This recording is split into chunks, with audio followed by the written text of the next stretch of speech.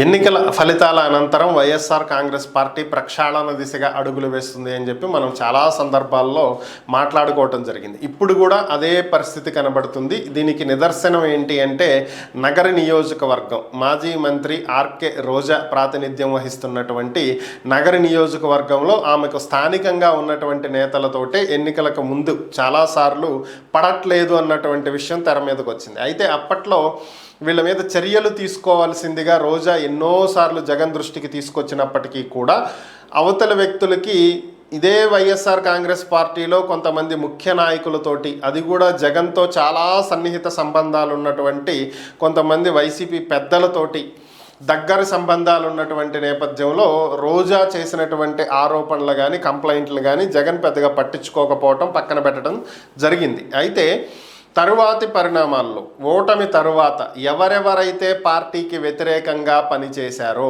వీళ్ళందరి మీద చర్యలు తీసుకుని వీళ్ళని పార్టీ నుంచి సాగనంపాలి అని చెప్పి వైఎస్ఆర్ కాంగ్రెస్ పార్టీ గట్టిగా నిర్ణయం తీసుకోవటం జరిగింది. దీంట్లో భాగంగానే చిత్తూరు జిల్లా అధ్యక్షుడు భరత్ నిన్న ఒక ప్రకటన చేయటం జరిగింది.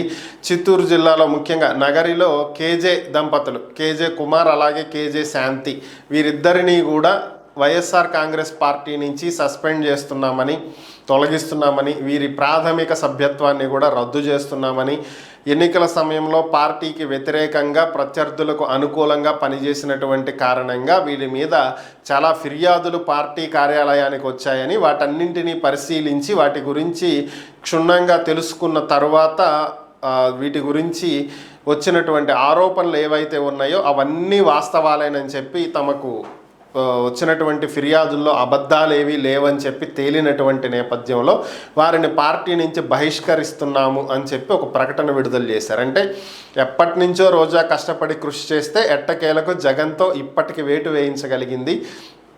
మరి ఇదే పరిస్థితి అన్ని నియోజకవర్గాల్లో కూడా కొనసాగితే త్వరలోనే వైఎస్ఆర్ కాంగ్రెస్ పార్టీ కొత్త రక్తంతో ఉరకలేస్తూ మరలా ఎదిగేటువంటి అవకాశం కనిపిస్తుంది.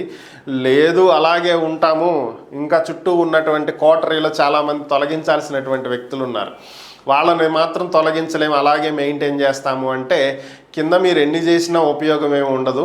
పూర్తిగా అంటే పైన ఉన్నటువంటి కార్యకర్తల్ని, అక్కడక్కడ ఉన్న చిన్న బడా చోట నాయకుల్ని పక్కకు తప్పించినందువల్ల యూజ్ ఏం లేదు. కింద వేళ్లల్లో ఉన్నటువంటి కంచుకోటల్లో అంటే ఒక కోటరీ ఉంది కదా, దాంట్లో ఉన్నటువంటి వాళ్ళని పక్కకు తప్పిస్తేనే ముందు ఆ వైసీపీ అనే చెట్టు నిలబడగలిగిద్ది. సో మరి దాన్ని ఎంతవరకు చేస్తారో చూడాలి.